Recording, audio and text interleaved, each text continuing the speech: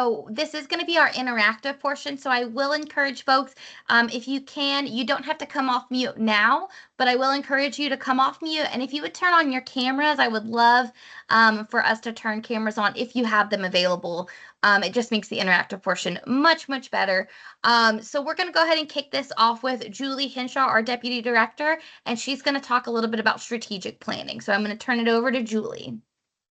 Great, thanks. So all right, I'm just going to preface this. It will be interactive.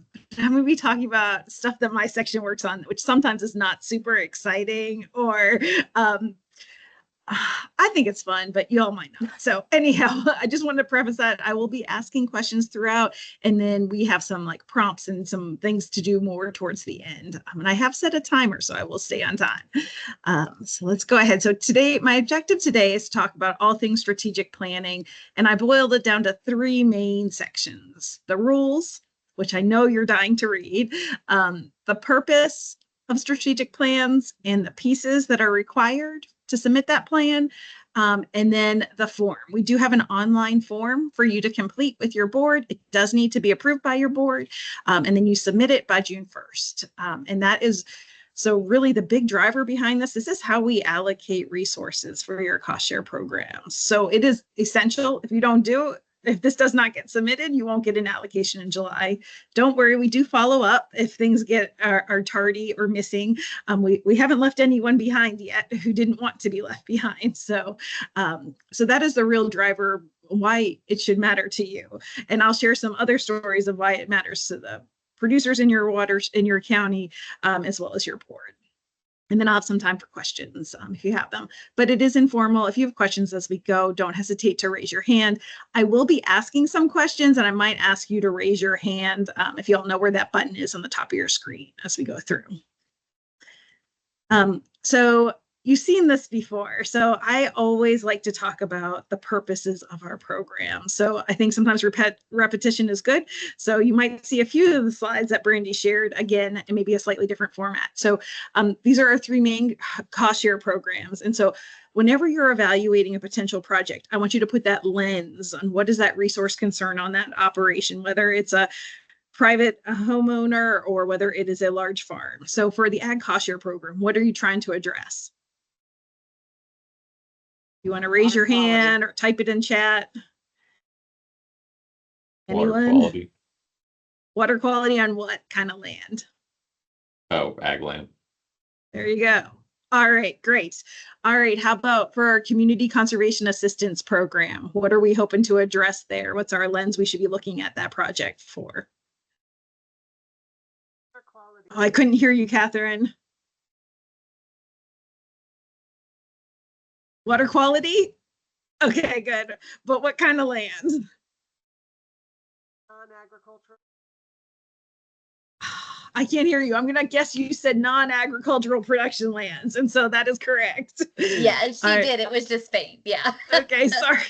My headsets are very old here in the office. And then our ag wrap or ag water resources assistance program. What lens should you be looking at those projects for? What's up? Water quantity, yes. And what kind of land? There you go. Excellent. All right. So this is my threshold always whenever you're talking to a potential participant. Assess what the resource concerns on the site. Sometimes it's not what they want you to fix. Doesn't mean we can't help them with technical assistance. They might not be a fit for program funding, but those are the lenses you want to look at when you're matching program funds to a landowner objectives. And our process is the commission solicits requests for program funding. That's your strategic plan. And then your district will receive a program funding based on the rule of the allocation parameters in the rule for each program. And then you all work with your boards to implement those programs locally, directly with the cooperators, and hopefully address the resource concerns in your watersheds. So just wanted to once again call out that this is the main key process in how the commission can allocate resources. So strategic planning is super helpful at the local level and at the state level. Okay, so now we're going to talk about the exciting stuff, the rules. I did boil it down for you all. I'm sure that Brandy will make this PowerPoint available for you all. So these are hot links to the rules. They are on our website as well, but strategic planning appears 13 times in the cost share program rules. I'm not going to show you all 13. I'm going to hit the highlights. So the first is the definition, which is in the definitions rule. And the strategic plan means the annual plan for the commission cost share programs to be developed by each district. The plan identifies natural resource needs and the level of cost sharing and technical assistance monies required to address those annual needs in that respective district. So that's what the rule says it is. In the ag cost share allocation rule, it also looks very similar in both the ag rep and the CCAP rule, which are 0104 and 0105 respectively, is that the commission shall allocate cost share funds to districts for cost share payments and incentive payments. In order to receive fund allocations, each district shall submit an annual strategic plan to the commission by June 1 of each year. And at any time, a district may submit a revised strategic plan to request additional funds from the commission. So, okay, first of all, when do you guys need to submit these? It's on the screen. It's very important. June 1. Okay. And I do, yes, thank you. And so, and you can submit a revised strategic plan to request additional funds from the commission. Since someone from Randolph is on the line, I'm going to use your district as an example. Neither of you were there at that time, but 1 year the district did not request ag rep funding because they had nobody who expressed any interest. They had done some outreach, and so they did not request an ag rep allocation. And then partially through the year, they had somebody who had a very good project, very necessary project, and they asked to amend their strategic plan, and they received an ag rep allocation because we had some fund balance at that time. They didn't receive more than they would have if they asked for it on June 1st. They got the amount they would have if they had asked at that time. But I just want to give you an example of when that might happen. Do we encourage that to happen? No, we would love for you to ask in June if you need that money. But there are mechanisms in place that if things change, you can revise your strategic plan. We'll be talking a lot about the local policy section.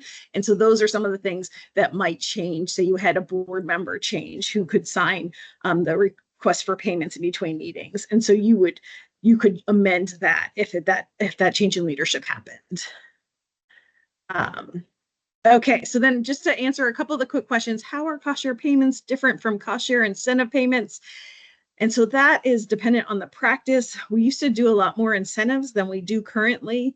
And John, if you're online, you can definitely weigh in. But an incentive is like we pay you 100% of the cost of doing it for trying something out. And then after that producer had adopted the practice, you would no longer be eligible. Cover crops used to function that way. It no longer does. So I see John is typing. So that's the difference. An incentive payment, done those in disaster response programs, like paying down for gallons of water from lagoons pumped down. We pay a set price per gallon. So that's an incentive payment versus a practice. That is something that's physical, tangible on the ground for a set period of time. And so even if we do not have any applications, should we still ask for ag rep funds? That is a local decision. You and your board can talk about that. So if you plan on doing some more outreach and marketing, I might request some funds. If you don't think you'll have a need, then you don't need to, but that is a local decision. Any other questions?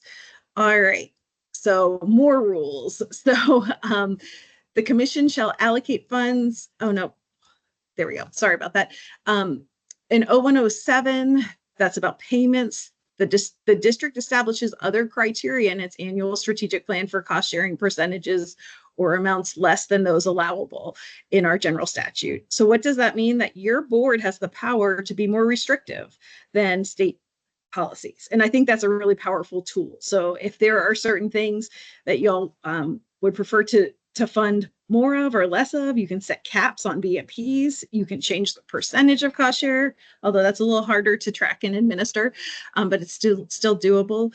You can prohibit the use of some practices. We do have some counties that choose not to offer certain practices for participation. So you all have the power, and there's a lot of it there if your board chooses to use it.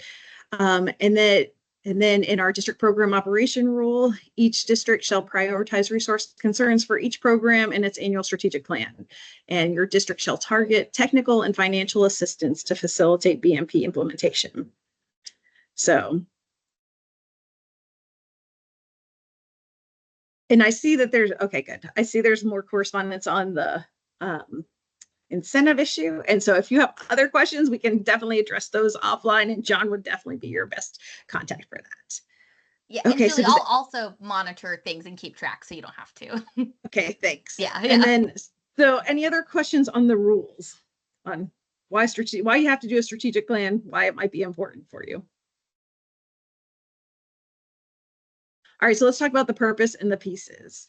And so the purpose is written, it's a written plan on how your district plans to implement commission cost share programs. So this is in Julie's words. So it allows for locally led conservation, ensures local district policies are documented, and it gives your board that ability to follow those.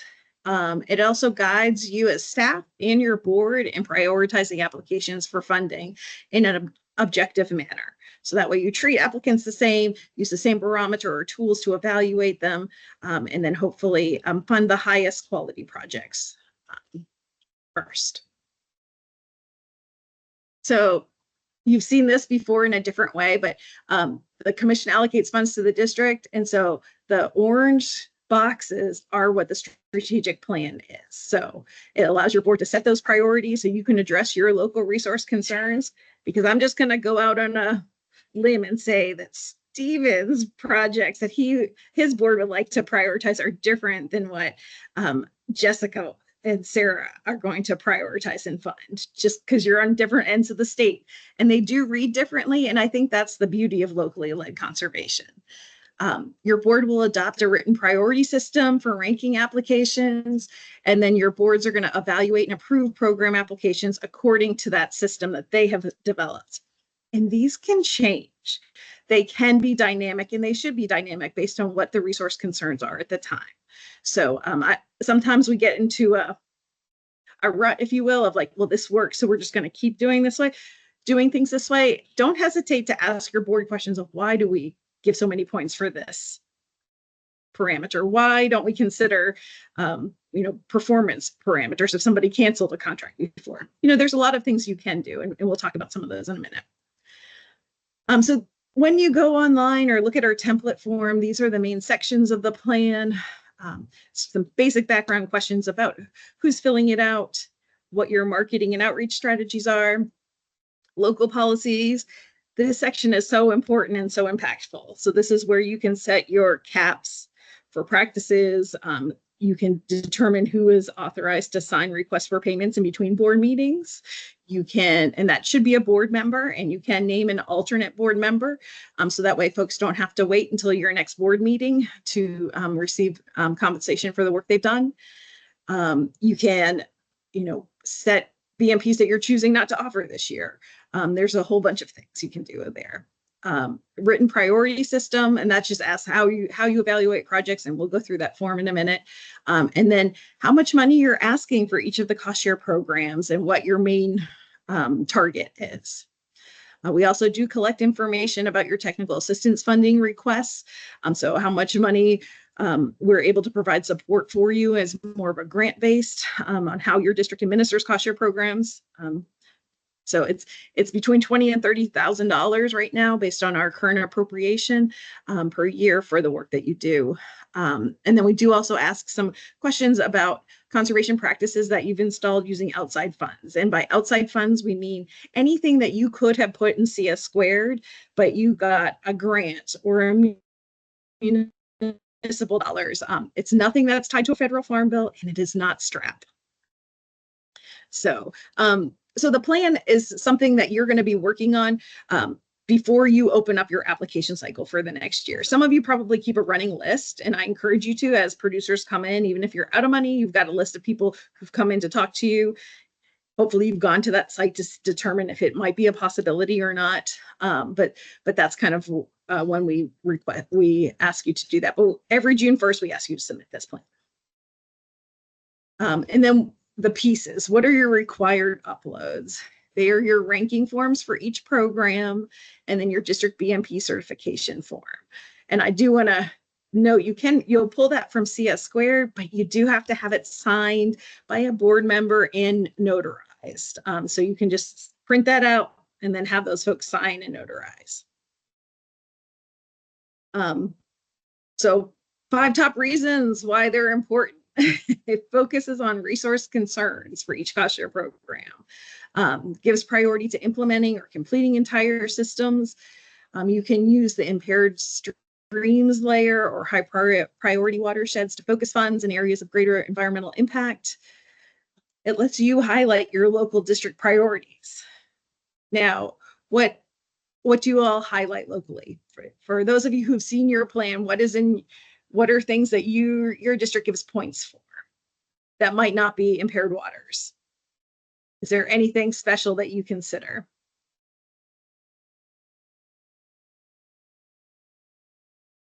Performance on past projects. If there's been a cancellation, then hopefully points are getting deducted for that person, or if they've, done a good job in the past. Yeah, performance is one that many districts choose to use.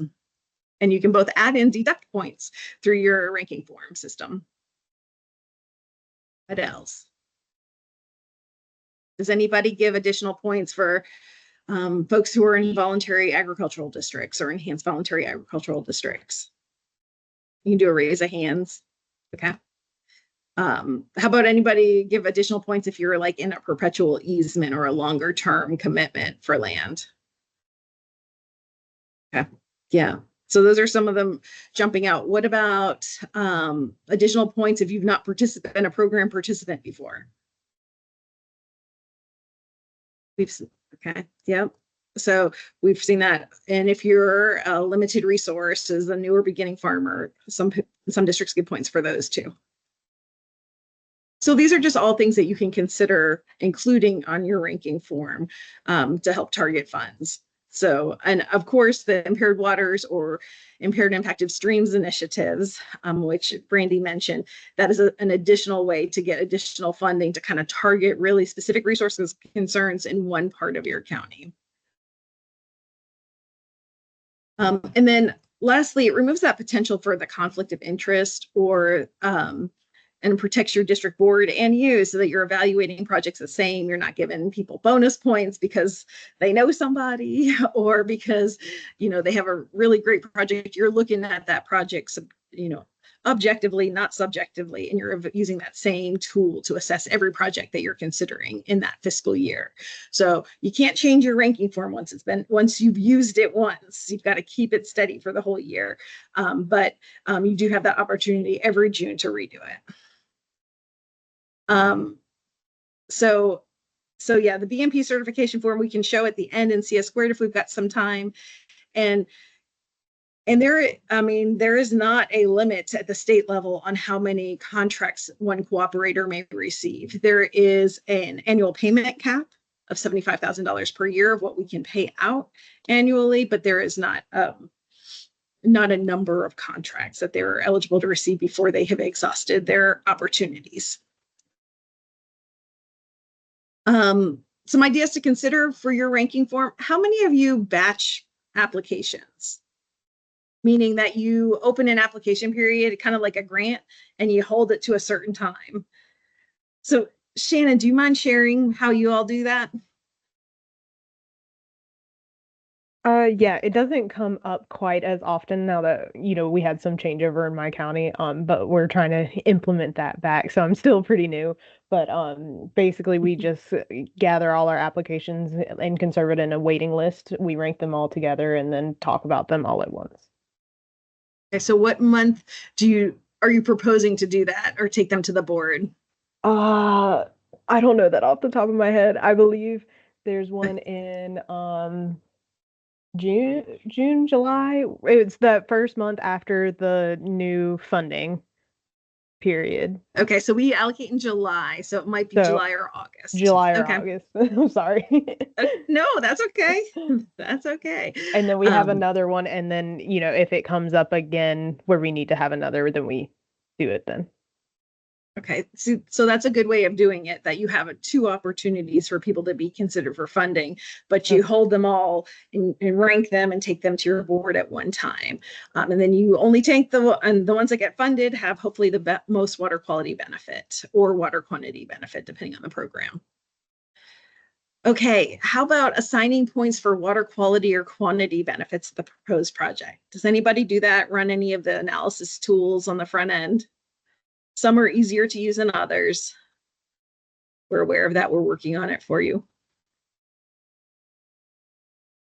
Okay, so that might be another thing to consider. Like, should we run this to make sure we are funding the ones that will yield the most water quality benefit first?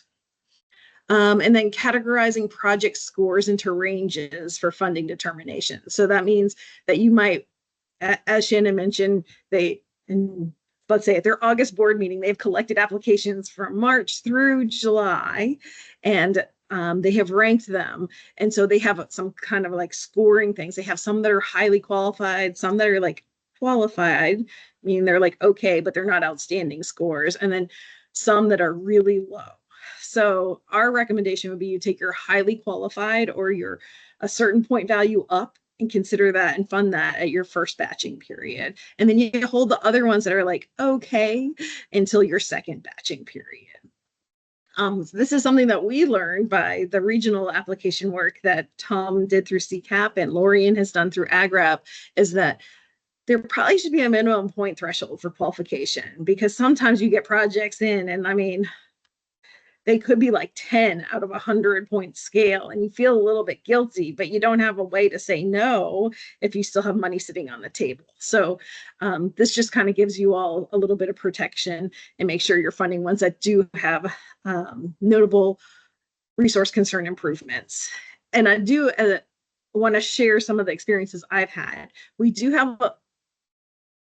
have elected officials in North Carolina who get calls from their constituents voicing both concerns and support for our cost share program. So you better believe somebody's neighbor gets really mad when the well goes in for one or two horses who are not agriculturally driven. So just so you know, that does happen. So from my perspective, I really love it when you guys take a really good look to make sure that this person has a viable operation and that they have a really needed water quality or water quantity concern.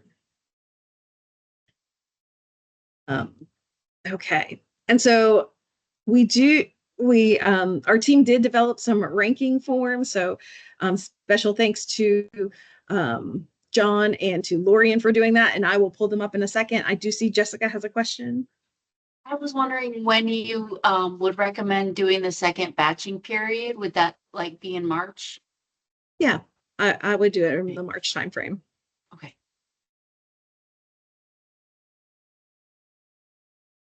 And if you needed to request additional allocation funds, you could enter the projects that you have ranked for your March board meeting, but not submit them because you do have to encumber, John, help me out, 75% of your allocation in order to be eligible to receive your additional funds. And it might be 100, I don't remember.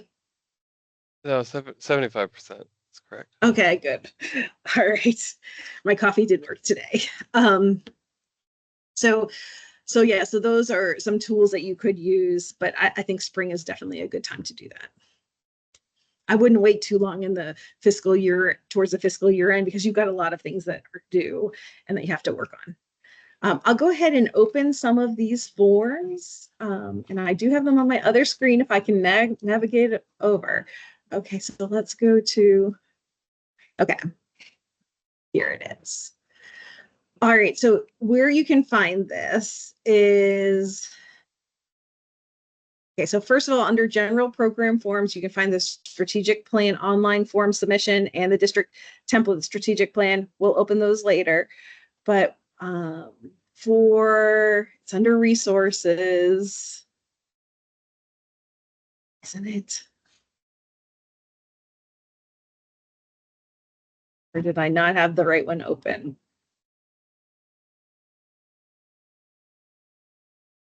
Julie, what is it that you're looking for? I'm looking for the ranking form. Where is that? Oh, let's go under tools and calculators. All right, thank you. Here it is. It's the very And it's last very one bottom here. link. Yeah, sorry.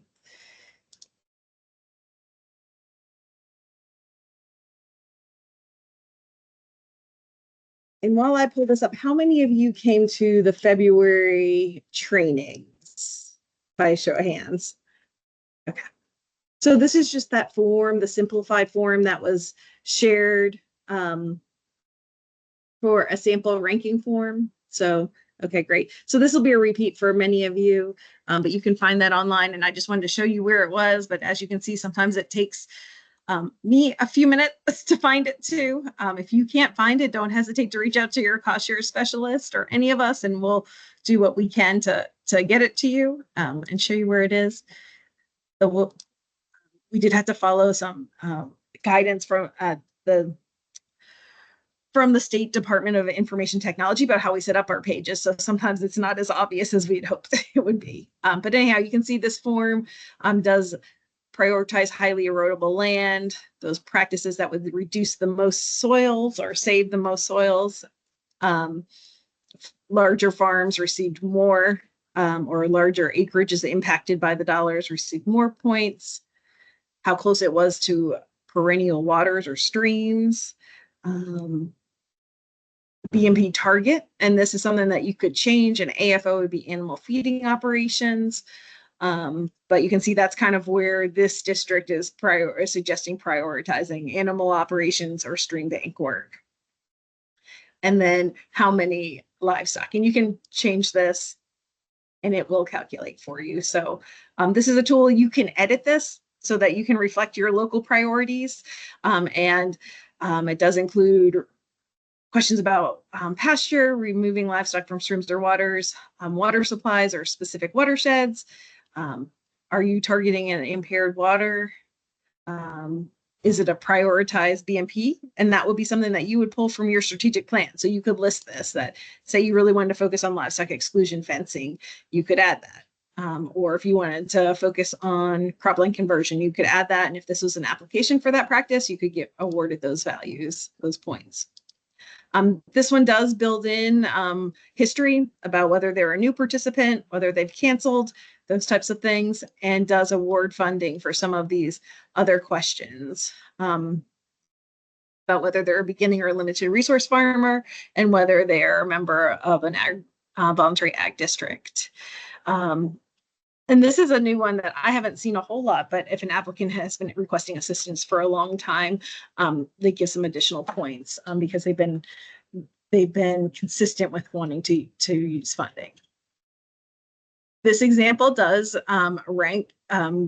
does do batching and does give categories of highly eligible and then beyond, basing the lowest ones would be presented at the June board meeting if there were available funds. Does anybody have questions about this example?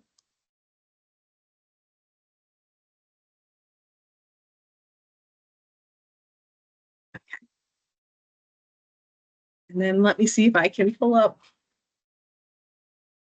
the AgriRab one more swiftly, but I know where to look now.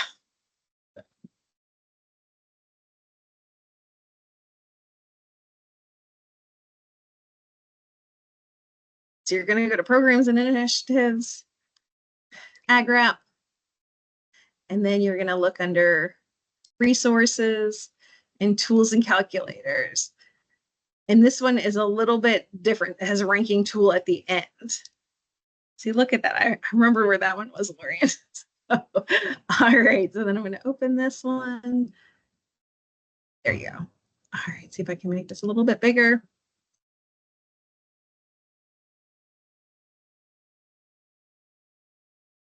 And you can see this one prioritizes more along the questions about water resources. So what is the available water source? What is the percent demand met after a BMP, the proposed BMP? What's the water efficiency? So how much water are you saving? What conservation measures, water conservation measures are already in place? Do they have a water management plan? How are they irrigating or watering their animals? And then some of those same performance care parameters that we talked about in the other one. So these are just 2 examples, different formats. You can use whichever one works better for you, and you can edit or make your own as you see fit. So just wanted to kind of throw that out there.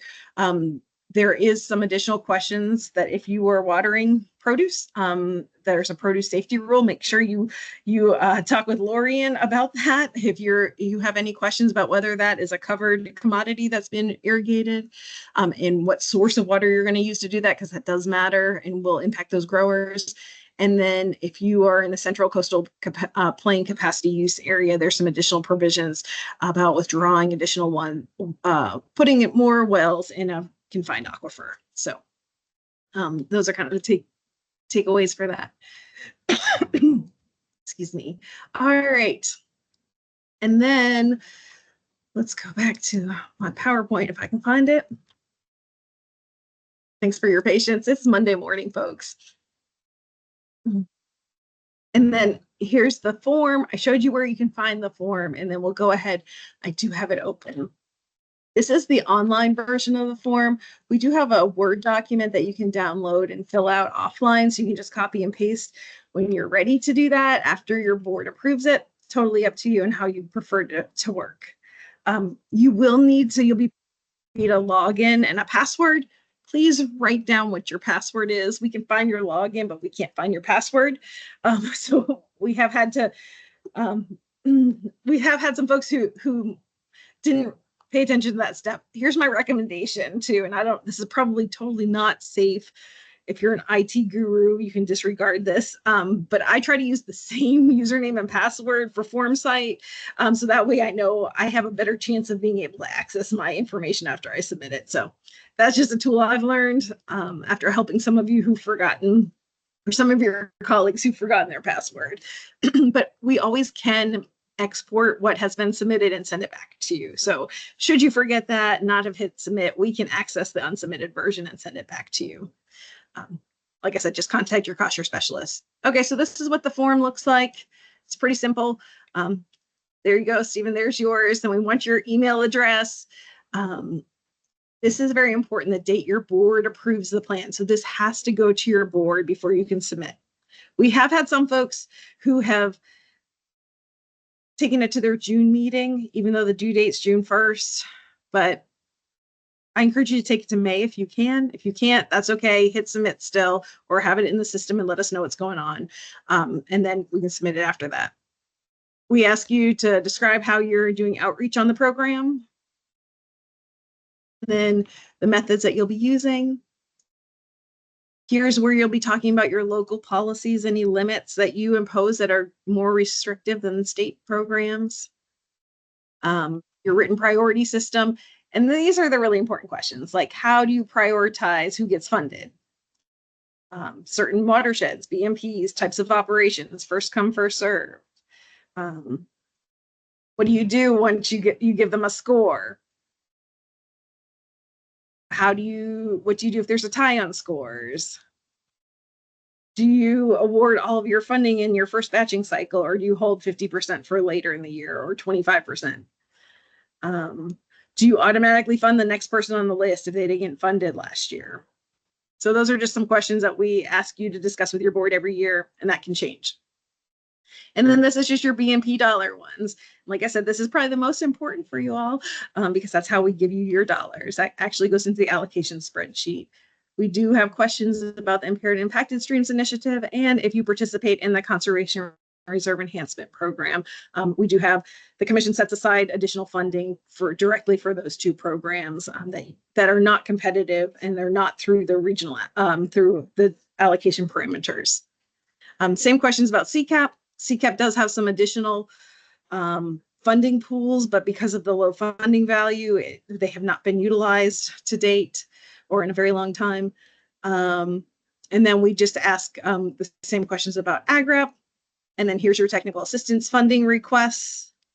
As a reminder, we do, it is several places on the website, and if someone on my team can paste in those links below, that would be great on where you can find this form site. It also has been going out through the regularly sent emails at set intervals. So you should have gotten this probably like 3 or 4 times already. And if not, we need to make sure you're on that list. And then, yes, I do want to remind you that you all should be working to drop through job approval authority if you do any technical work with our cost share programs. So definitely, I would encourage you to go to fundamentals of conservation planning and any BMP work so that you can start to work towards obtaining job approval authority. And that would be our goals to get you to job approval authorities within your first 3 years of hire. And if not, let us know and we can work to address that and kind of help you develop a plan. Only one of them needs to be a design one. The other one can be a vegetative or agronomic practice. So, and then conservation practices installed through outside funds. If you have questions about this one, just call me about that. I'm mindful of my time. And we are asking you to upload your ranking forms that are approved, that BMP certification forms, and then any additional uploads. We do have a few districts that do a whole lot of grant work, and so they usually send an email in, but now they're going to they can upload their spreadsheet for their outside funds in the same form site mechanism. So, all right. And then I think I just a couple scenarios that this is our interactive part that we're ending on. So these are some scenarios about when a less impactful project did not score, when I guess a more impactful project did not score high enough for funding. My apologies on that error. So here's the concern. A lower priority project received funding because they applied first. What could you do differently?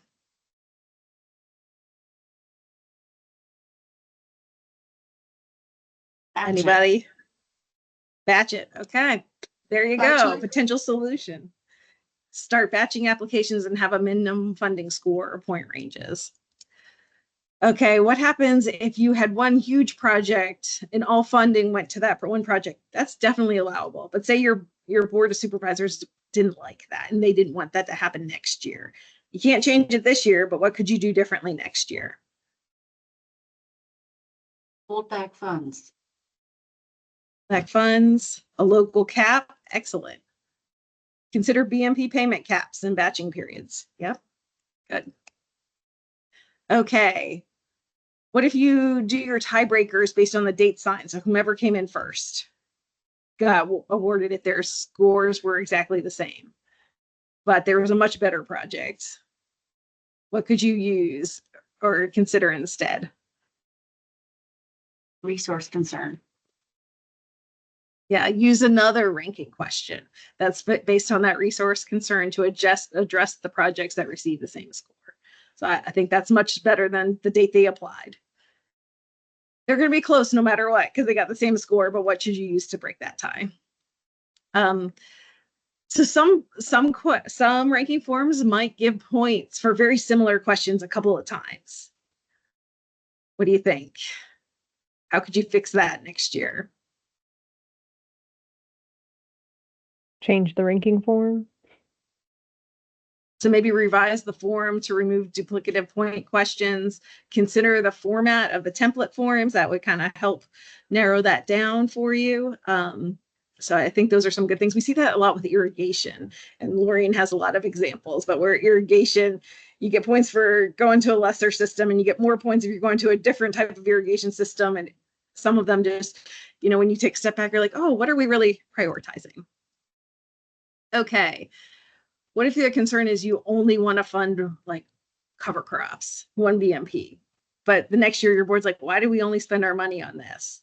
What would you recommend on their ranking form?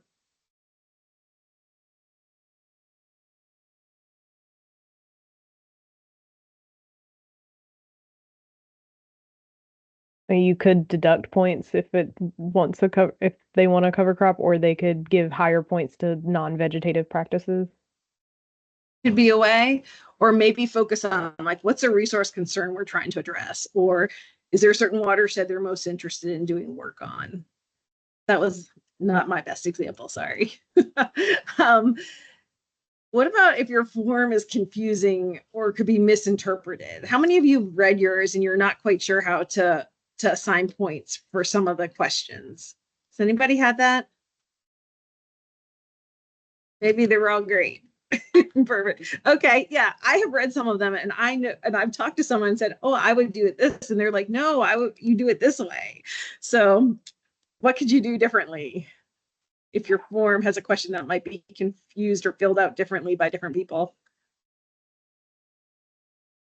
Just work on rewording it so it's more concise. There you go. Review and revise text to make it easier to understand. Pro tip, have somebody who's not affiliated read it and tell you what they think it means. So that way, that's like your cooperators a lot of times too. So, so I think I did it right on 40 minutes. So I'm happy to answer any questions if there's time, but most importantly, I'm happy to hand it over to Shelby and Lorian for the panel for them to answer the questions. But I'll stay on the line and help out as needed. Yeah, thank you so much for that, Julie. Great job. Yeah, and you were right on time. That's perfect. Actually, let's take a quick little 5-minute break because if you guys have questions, we're gonna go into the panel. So we can go ahead and like circle back and ask those questions. Also, take a couple minutes to maybe write down a question or two. So at 11:17, we are going to have Lorian and Shelby kind of spotlight our panel as well as we have some other cost share staff available for questions as well. So take a couple minutes and I will see you around 11:17, friends.